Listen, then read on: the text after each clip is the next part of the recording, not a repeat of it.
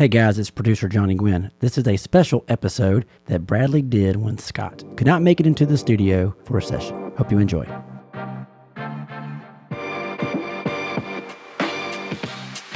Ladies and gentlemen, Bradley Flowers here with the Insurance Guys podcast. We're going to do something a little bit different for you guys. This is a series called Full Coverage Fridays. This gives Scott and I an opportunity to break off and do an episode on our own, or if we're featured on another podcast, YouTube, or Facebook Live show, we can strip that audio and put it on here for you guys. I am happy, humbled, and pleased to have on Mr. Jake Fehling, who is the Vice President of Content and Social Strategy for Movement Mortgage, a company I admire greatly. Jake, thanks for coming on the podcast. Thanks, Bradley. And now VP of Marketing. Got a little promotion. So now I lead the whole shop over here. It's awesome, fun man. Gig for sure. Yeah. And Jake, you were a speaker at Agent 2021, and we didn't get a chance to connect out there. You were on my list though, so I hit you up on Instagram afterwards. I'm not hard to miss, man. I'm not a small human, and if you and I walked by each other, man, I'm sorry we didn't connect. But yeah, that was an action-packed day, to say the least. I'm sure you got as much value out of it as I did. Dude, that should have been a 2-day conference because I was trying to cram so much. You know, what I like about conferences is not necessarily the value on stage, but the connections and the networking and stuff like that. And I made some really good ones, but I was physically and mentally exhausted at the end of the day. I was laying on my bed, and we had dinner plans, and I was like, I don't know if I can do this. Yeah, I agree. And it's funny, you don't often see a one-day conference. And right. So the whole networking piece, where typically, you go to a conference and you'll set up hey, let's meet during this breakout, or hey, let's meet in the lobby. I didn't even have a chance to put any of those together, because you had the content, right, and all the different groups, but then it was you walk a half mile to some of the other stuff, and you're back and forth. So it was, I felt like it was a little clunky in that regard, but overall the networking was awesome. Yeah. Yeah, and we wanted to do an Insurance Guys podcast meetup because we had quite a bit of listeners there, but we had so much to do that I really didn't have time to put it together, and I actually had the great privilege of having dinner with Gary a week later to the day, and that was the only thing I told him I was like, man, it needs to be 2 days, or at least a day and a half. Now, so what did that look like? How did you get dinner with the man afterwards? So completely separate from Agent 2021. A lot of people listen to this will know this already, but I'm involved with a group here in Mobile, Alabama. We are home to the Senior Bowl. I don't know if you're familiar with that. It's a college football playoff he's tied game. Into that for sure. Yeah, and so that actually started, and I've never actually told this story publicly, but that actually started in August of 2017. I reached out to him directly through email and said, hey man, it would be great if I want to hold a conference in my hometown, Mobile, Alabama, and bring you in to speak, and we'll partner up with the Senior Bowl, and in turn, you'll get a level of access, because it's sort of a sports agent's job to kind of schmooze the Senior Bowl to an extent. Yeah. And he forwarded that to AJ, who's his brother, and AJ and I talked about it, and I kind of dropped it. I mean, it was one of those ideas. It was so big that I didn't even have any connections to the Senior Bowl at that point. And fast forward to October of this year, I happened to be having lunch with a good buddy of mine, Scott Tyndall, and mentioned that to him, just like, man, let me tell you what I tried to do one time. And he was like, man, we can have lunch with the Senior Bowl tomorrow if you want to, and we can do this. And so I emailed AJ back, and I'm like, hey, a year and a half later, what do you think about still doing this? And so that's kind of how it happened. And he actually Oh, that's so cool. Yeah, and Gary actually didn't even realize that it was the same guy until at the speaker's breakfast at Agent 2021. I'm like, hey, I'm also one of the people doing the Senior Bowl, and I've got a picture of him, and he's like, no way. So that's just kind of how it happened. It just ironically, everything kind of lined up for that. Yeah, I was going to say, it just speaks to the power of the ask, right? Right, exactly. Some people be like, when you hear stories like that, it often starts with something like that. I've got one of those from, we host a podcast here at Movement, but I've also do these, podcasts on the side with my wife around, we go on air quotes date nights with, folks here in Charlotte to get people to know them. And then I used to host a podcast on dads. And when I hosted that Dad's podcast, I reached out to Matthew Berry. I don't know if you play fantasy sports, but on ESPN, Matthew Berry, right, talented Mr. Roto, and just like, oh, what the heck? Like literally one of those, like I was driving, stopped, it was, fired it off. Like literally an hour later, he's like, yeah, I could do that. Now fast forward to the end, it's sad. He ended up canceling and rescheduling like 5 times. It's fine.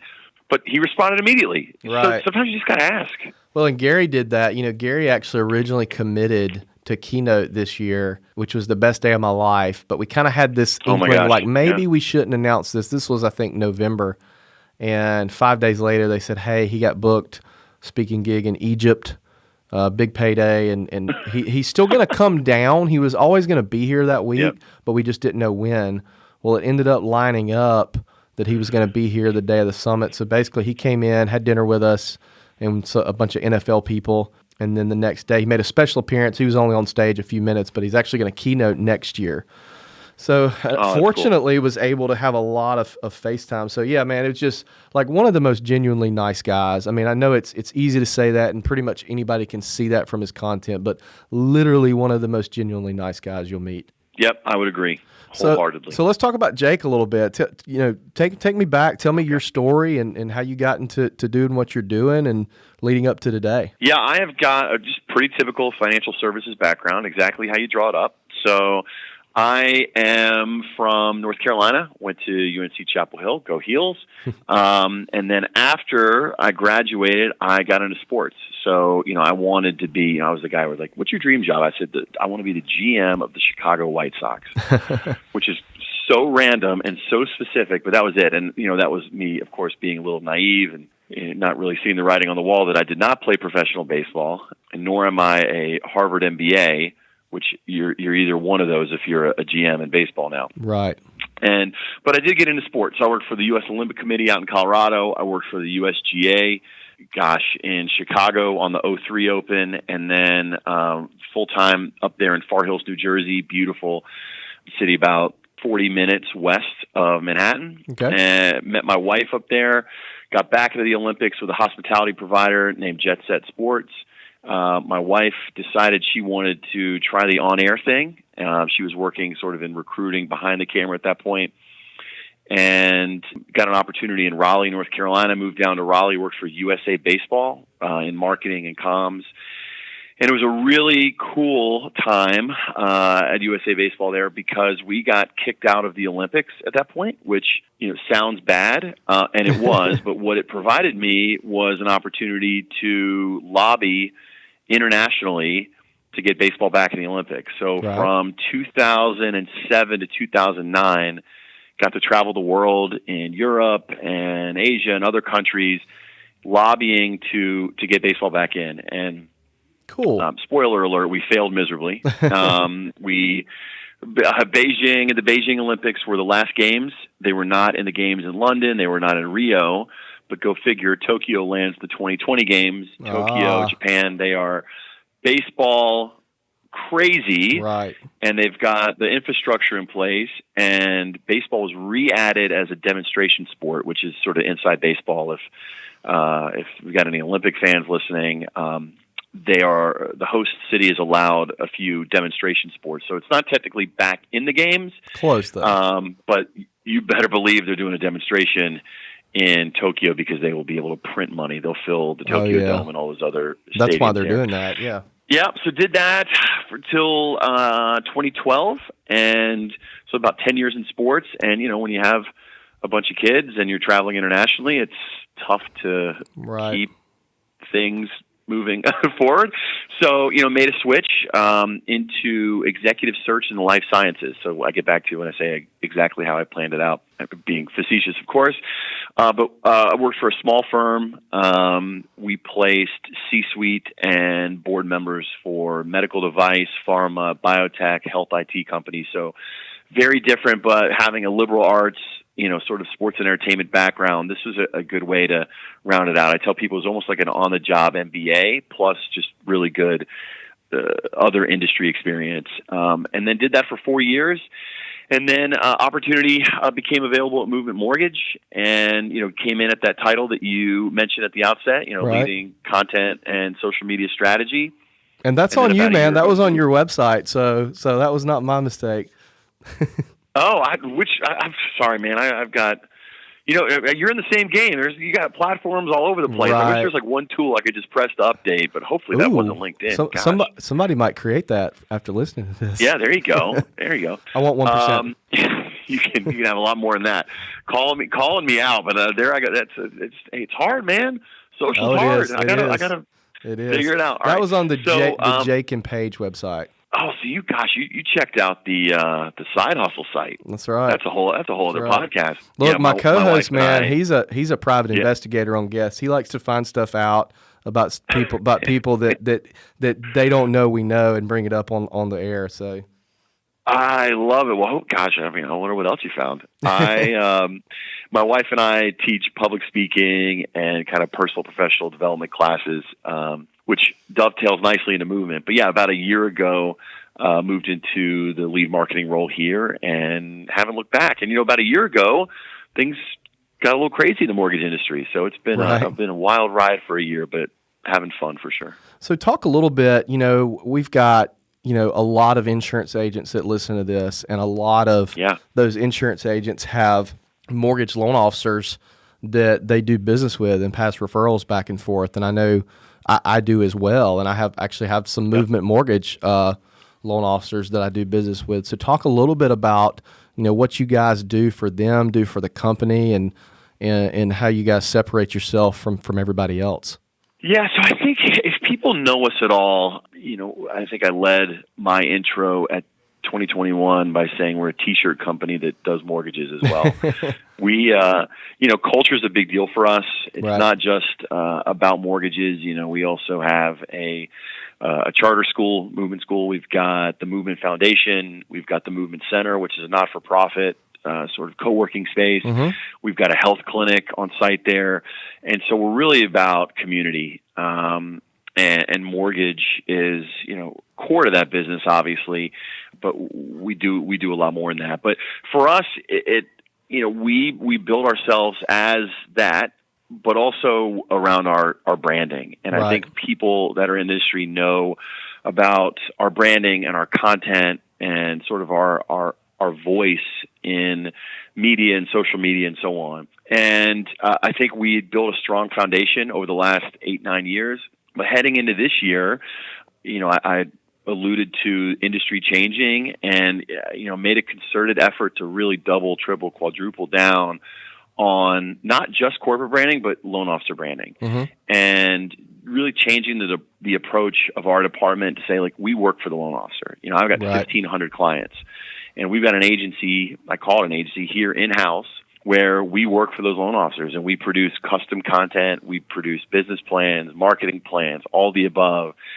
And I always say, I don't know how we pull it off with a team of about 24, 25, but we do. Yeah. We've got an amazing support staff out across the nation. It's about 45 people that work directly for market leaders or for regional directors and so on. Right. We have weekly calls with them to make sure that we're in sync. But it's about, again, it's becoming a little ridiculous how much we're mentioning Gary Vaynerchuk, but it happens, dude. To use his term, yeah, man. It's like, find out where the loan officer wants to be, like what's the goal, and then reverse engineer it from there. Right. To say to the loan officer, to say like, hey, what are your goals? What do you want to do? Where do you want to be?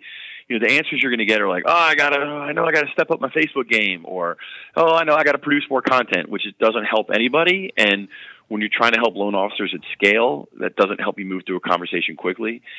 And so we reverse engineer. We say, where do you want to be? What are your goals? And one thing that I try to coach our loan officers on. Seth Godin is another guy I really admire in the industry, and he put out a blog recently that said, attaining the top 1% is hard, if not impossible. He's like, you need to work on the top 5%.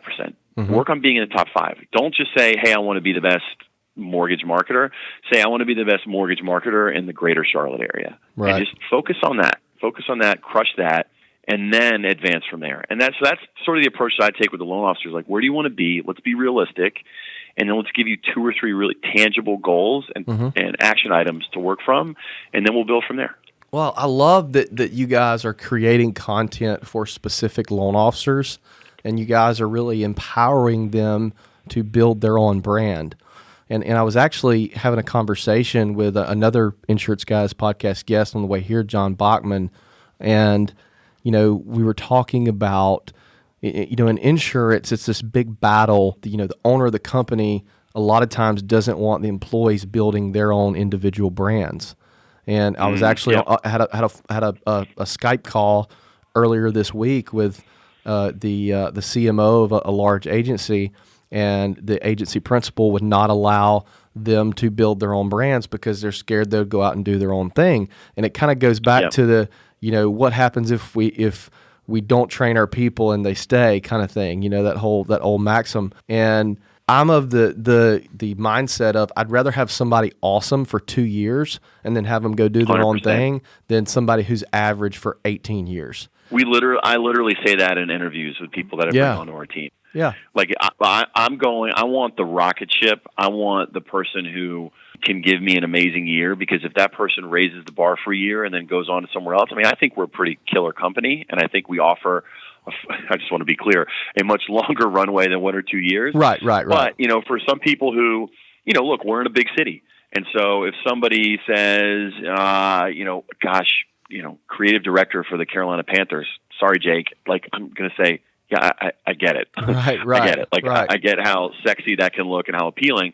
But if they gave me an amazing year, then it was all worth it. It's all worth it. I'll deal with the churn if they help raise the bar collectively. Exactly. And the other thing too, and Gary's talked about this too with his guys, is if you can build the reputation in your business that you help people build personal brands and go on to do bigger and better things, people will come to you.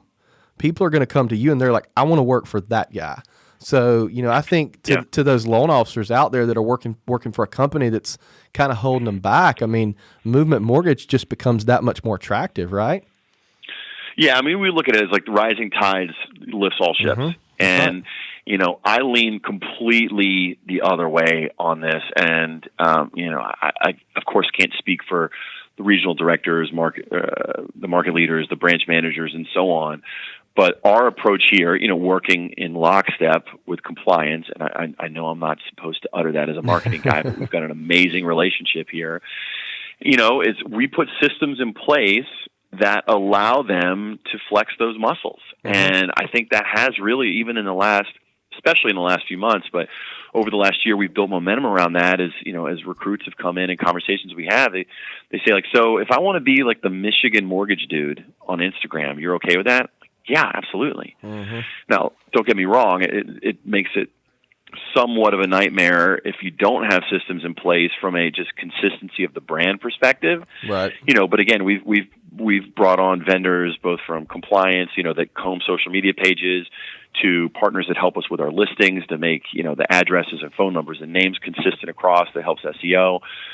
So we think if we spend a little money on those guardrails, mm-hmm. that it gives those loan officers the freedom to flex their creative muscles and find ways to generate leads and revenue that they didn't even know that they had in them. Right. That is so awesome, man. So talk a little bit about, I like to ask people what their marketing philosophy is, their branding philosophy, their advertising philosophy. So talk a little bit about, maybe some of the foundations that you've built as far as the advertising principles that you go by. So I think there's two ways to look at it, and I'll try to keep this quick. It's like our approach as a department, and then the coaching that we give loan officers. And, mm-hmm. We've discussed a little bit around the branding, but our approach as a department is we say we want to be Ron, which makes no sense to you.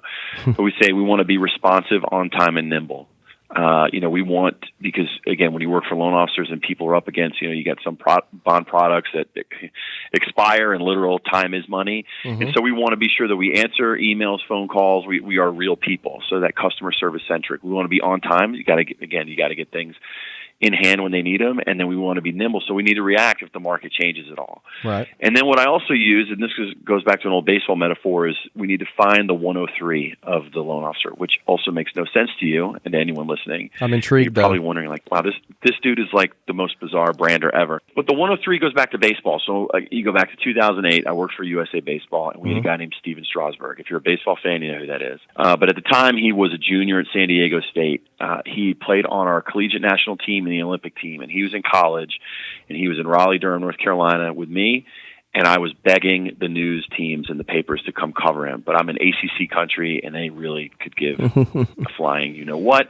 And so they didn't bite at all. They didn't come to the games. They didn't cover him, and so on. He goes to San Diego State for his junior year. First game, he goes out and throws a pitch 103 miles an hour. Forget SportsCenter. He was on like Today Show, Good Morning America, everything. So all of the, NBC, CBS, all the local affiliates in Raleigh, they call me and they say, "Hey, have you heard of this Steven Straussnog guy? Is he going to come play for you this summer?" And I just look at him and I go, "Morons, I just had him all summer and I was begging for you to come cover him and you blew me off for 3 months." And the guy wrote me back, I'll never forget, and he's now a good friend, but he said, "All you had to do was send me an email that said this guy can throw 103 miles an hour. You need to come out." He's like, "I don't care about your press releases. I don't care about all the stuff that you think is important. You need to care about what's important to me. You need to basically hand me the story and make what's important for me stand out so I can get viewers." And the way I translate it to movement is we try to find the 103 of all of our loan officers. So a scalable flyer that we think looks good here in Charlotte, North Carolina, is not going to move the needle in Phoenix, is not going to move the needle in Portland, Maine, is not going to move the fill in the blank. And so we try to have those personal conversations with everybody to understand what is their 103, what is going to move the needle for them, what's going to help them do one more transaction, drive more business, drive more leads. So that's our approach here, which may sound funky outside of movement, but it's a conversation that we have to the point where I get emails that are literally addressed to Ron, and they are signed off with, "This is my 103, comma, Bradley." And so it's sort of become language. So that's our approach. For the loan officer, turning the lens around, it goes back to personal branding. And we just tell people, we encourage people to find their voice. And the phrase that I'm using this year, and I'm totally stealing this from someone that was a total expert who runs our CRM. That's the CRM that we use. They came in and did sort of a thought leader panel right here in Charlotte recently, and it was a marketing executive with a big bank here. And he sat down and someone asked him, "What's your plan for 2019? And I'm totally stealing this because it's the same. It's simplify and intensify. Simplify and intensify. And I just love that because I think as much good as we did in 2018 here, I'll own this. I think we rolled out a ton of digital stuff too fast. Right. And so you get into tool overload and paralysis by analysis. Yep. And, there are some tools that we're doubling down on. But as I, sit and understand these loan officers truly on a one-on-one level, it's really about getting back to the basics. Mm-hmm. Or choosing one or two, find out, what, if you're only on LinkedIn, then you know what? Let's just lean into LinkedIn. Let's spend time on LinkedIn. Let's come up with a LinkedIn content strategy, because if it's going to wear you out, there's going to be heat loss spent on these other social media channels. It's going to distract you and just frankly tick you off and annoy you. Then let's figure out where you hang out and let's double down there. So yeah, absolutely. It's simplify and intensify, and then there find your voice. Find who are you? Do you love coffee? You know what? Then let's be your content strategy around. You're hanging out in local coffee shops in Mobile, Alabama. Mm-hmm. And so you're delivering content that's not necessarily hitting people across the face with mortgage, inside stuff. Right. Your lead blocker is coffee and why you love coffee and why you can be a thought leader in coffee. And, oh, by the way, I'm also in mortgage. So, yeah, I kind of went both sides there, and I know that was long, but we're passionate about both sides of that. I love that, and that's, I met with the guys from JAG Insurance. Doug Jones was one of the speakers on the insurance panel. And, he said, JAG is a media company that sells insurance. So I love the concept of, hey, we do something else, but, we also do this. It's kind of the same reason. It's kind of the same answer I give people when they say, why'd you start a podcast for insurance agents, and how is that going to help you increase your business? Well, if a client sees that, oh, wait, he has a podcast where he talks and trains and talks to insurance industry thought leaders, man, this might be the guy I need to buy my insurance from. So just on a basic level, you know what I mean? But so my good friend, wrapping up here, my good friend, and you may or may not know her, Diana Will, is a Movement Mortgage loan officer down here. She's across the bay from me, and her husband actually has a podcast that's recorded in the same studio as me, Agent 251, or actually now Impact Agent Podcast. But Diana, I will tell you, is the perfect person for your company. She's an awesome loan officer, great at branding, and And so it's a really good partnership for you guys. But Jake, I really appreciate you coming on, man. If I can ever do anything for you, let me know. Tell our listeners where they can follow you at if they'd like to. Yeah, and likewise, Bradley. I appreciate you having me on. I appreciate being the guinea pig for your new spin-off content here. Yeah, we're trying Friday this, man. show. Yeah. Well, it's just, we see Gary drops a podcast every day, and maybe 2 out of 5 days is an organic native podcast. A lot of times it's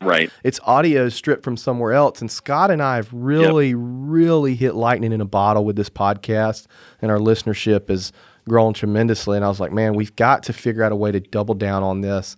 And so what we decided is just to do full coverage Fridays, and may or may not be official episodes of the podcast, but at least provide some extremely valuable content and just kind of go from there. So no, I love it. Happy to be a part, and hopefully you and I can connect IRL, as the kids say, at some point.